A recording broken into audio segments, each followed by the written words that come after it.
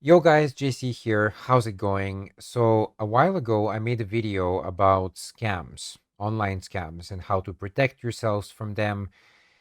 I only explored really the dating scam mostly, and I told you that, you can basically take a screenshot of the person's photo because anybody can fake a photo, and you can, put it into Google Images, and hopefully, with a bit of luck, I mean, it could be AI generated image. We have to be even more careful these days. But if it is like a kind of real photo, it is possible that Google may find similarities or, yeah. And if it does, then you know that it's a scam. It's somebody using some kind of app to change the face or something like that. I mean, these days, even I have these apps on my phone. They even do that in videos.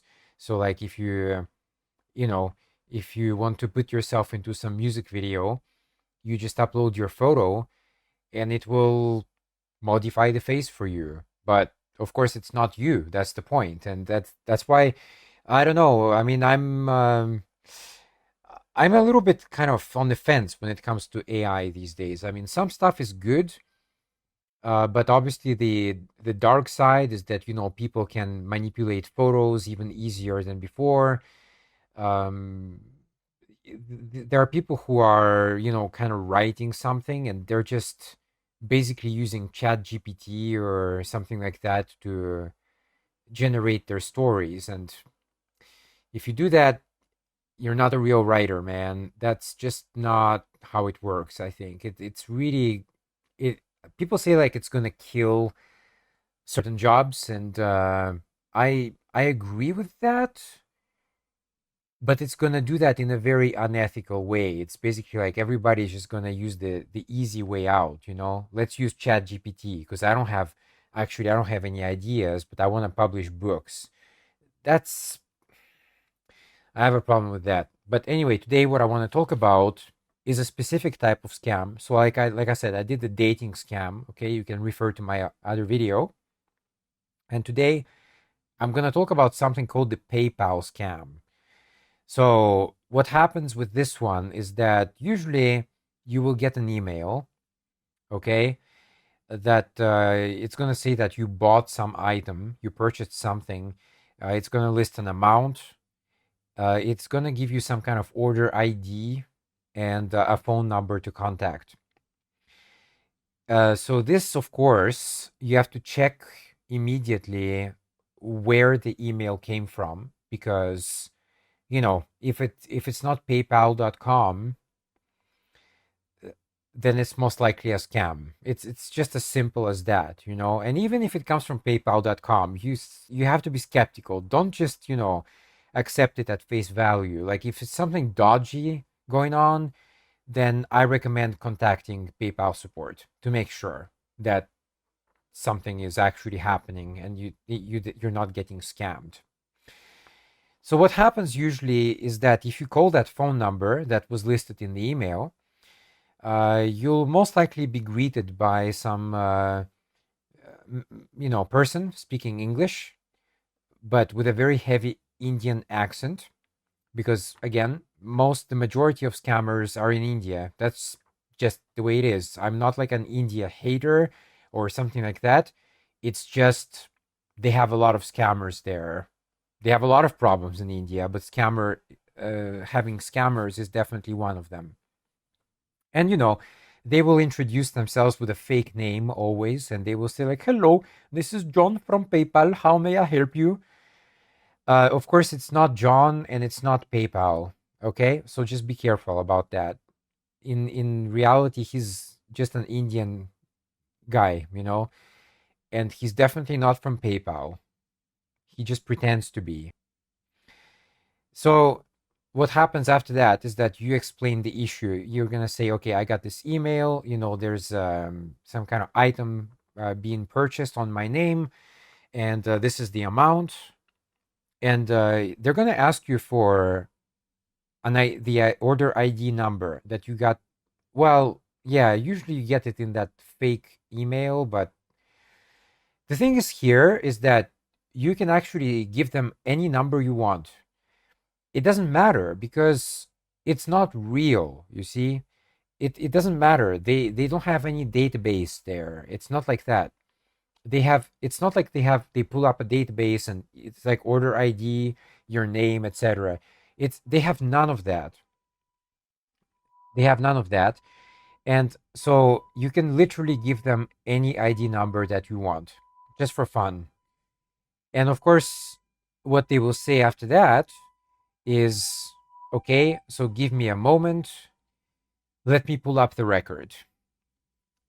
In reality, what they're doing is just sitting around for a while, doing nothing, and pretending, giving the illusion that they're actually searching for your information. They're not. There's no information. There is nothing at all. They're just scammers, and they're just trying to look like a professional customer support call center, but it's a scam call center. After maybe a minute, he'll come back to you and he will say some bullshit like your order was placed from Mexico, for example, and yeah, we've identified that it's identity theft. We need to connect you to the secure PayPal server, and they at that point they will ask you to put the call on speaker. I mean, if you're calling from a phone, obviously. And then they will ask you, do you have an iPhone or an Android? So, for example, you say Android. In that case, they will ask you to open the Play Store. And when you are in the Play Store, they will ask you to search for kind of remote control software. Now, this can, I don't know, there's many of them. I think TeamViewer, I believe it's available on the phone, but I'm not sure about that. But I know AnyDesk is available for sure. And usually that's the one that they go for, AnyDesk. So when you install AnyDesk, they will also guide you through the process, but it's pretty simple. When you install AnyDesk, you will see eventually some numbers on your screen. Now, this number is basically your what's called your address, and you give that number to someone else. Now, this can be very useful. I mean, I use it at home actually because I have like two computers, and sometimes for some reason, my network, even though they are on the same network, I can't see sometimes one or the other computer. So in that case, if I want to transfer a file, I use TeamViewer and I basically just connect to my both computers, and boom, I can transfer files. I can just drag them to the desktop. It's very good. But unfortunately, it can also, as you can imagine, be used for scamming, and that's exactly what they do. So when you give the number to the scammer in this case, and they will ask you to first of all tap on "I trust this call." You have to agree to the terms of service. You have to click "I'm aware of the risk" and then start broadcast. Like, I've never used it on the phone actually, so I don't know exactly, but I believe that's the correct steps. If it's not, it's something very similar to that. And the thing is here, actually, if you are a scam baiter, if you're trying to get the scammers, you see, you can also initiate a connection to them. So it's kind of like they connect to you, you connect to them. But be careful if you do that. If you try to do that, I highly recommend that you use a virtual machine.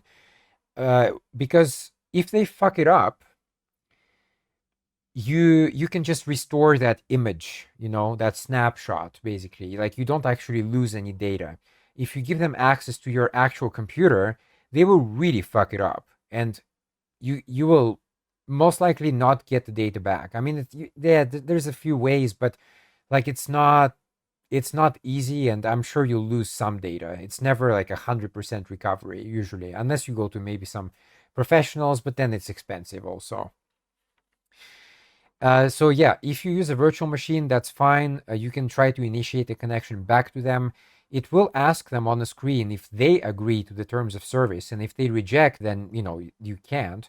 But then you can complain to them Well, actually, like nothing is happening because you rejected the terms of service, you see? And so if it's a scammer that is dumb, and a lot of them are, okay? Like seriously, scammers are low IQ individuals usually. I'm not even kidding about that. That's very very accurate description.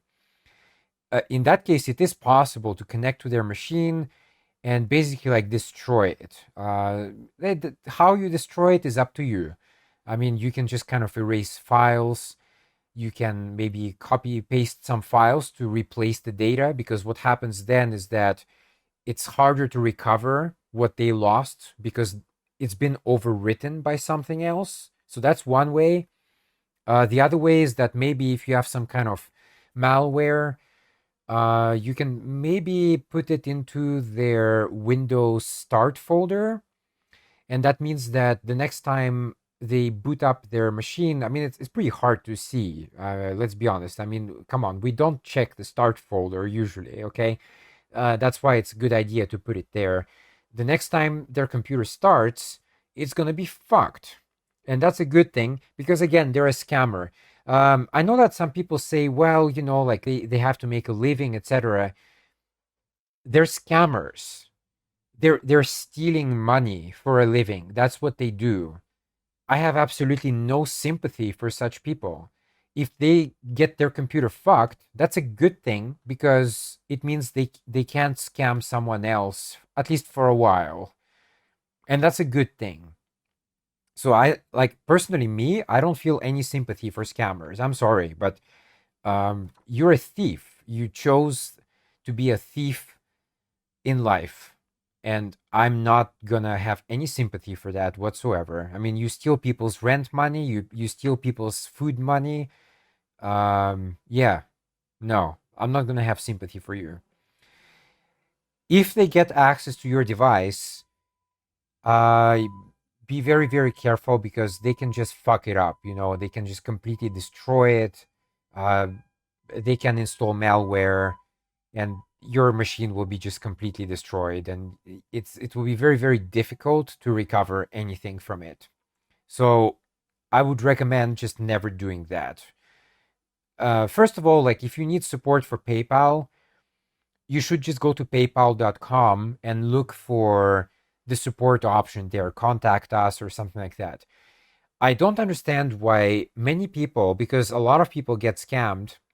I don't understand why people, instead of going to paypal.com, they start to Google how to contact PayPal and stuff like that. And in that case, in the Google results, there will be a lot of scam phone numbers.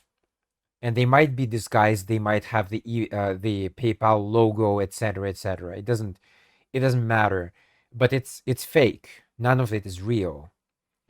And just be very careful who connects to your machine. Like if I do it like to myself, of course I trust myself, but I wouldn't trust someone else.